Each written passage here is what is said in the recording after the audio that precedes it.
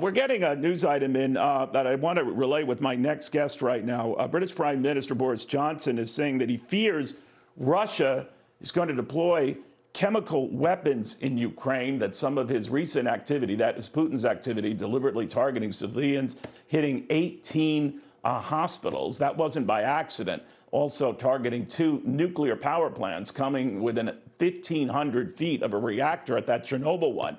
Isn't by accident. So worse, even more horrific behavior to come if the British Prime Minister is right. To Congressman Michael McCaul on that, the Texas Republican Congressman, House Foreign Affairs Committee, so many other crucial committees. He's been meeting with a lot of these principal players. Congressman, what do you think of that? That the next step, at least according to Boris Johnson, is chemical weapons, maybe worse. What do you think?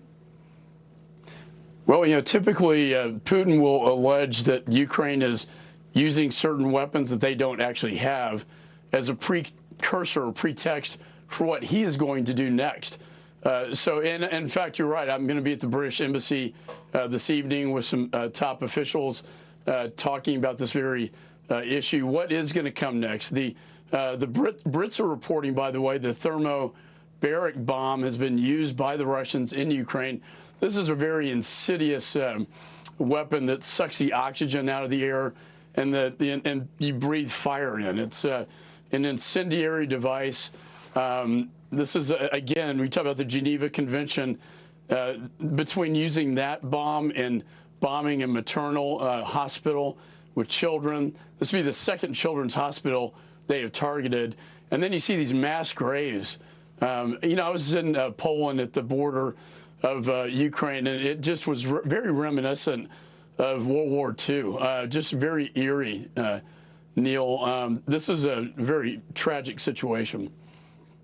Congressman, there's an interesting item in Bloomberg News today talking about Russian military prowess, and that it's in question because of how significantly the Russian military has been bogged down in Ukraine.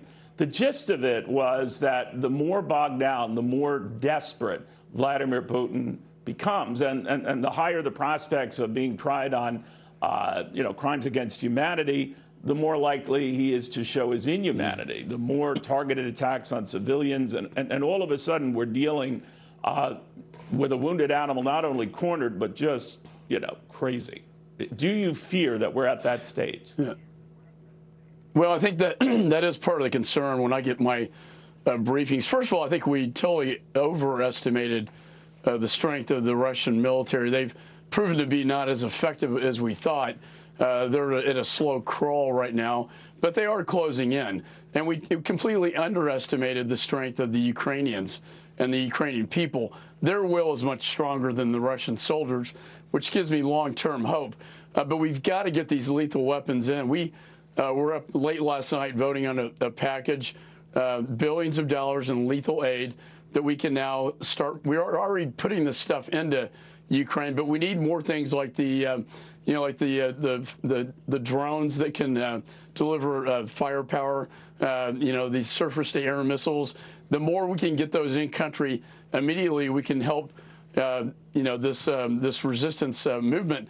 But to answer your question, the way it was described to me by a very high-level official in a classified setting was it's kind of like a scorpion. You don't want to back the scorpion into a corner and he brings the tail out and stings you with everything he has. And what they mean is the short-range tactical nukes. This would be the nightmare scenario that we want to avoid. Imagine if Putin launched those nukes either in Ukraine or Poland or some other NATO ally. No, you're right. I mean, all bets are off then, Congressman. God help us all in that event.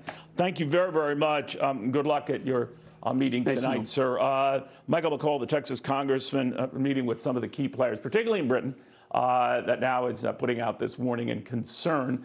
But again, it comes at a time when there's growing criticism of the Russian military that it's not up to speed. Now, the flip side, they have full glass view of that is that Vladimir Putin might decide, if I'm having a devil of a time just taking out Ukraine, what am I thinking even considering going into Estonia, or Lithuania, or Poland, a NATO member, that he might be reined in here because his vaulted expectations for his soldiers is simply not panning out. There is that.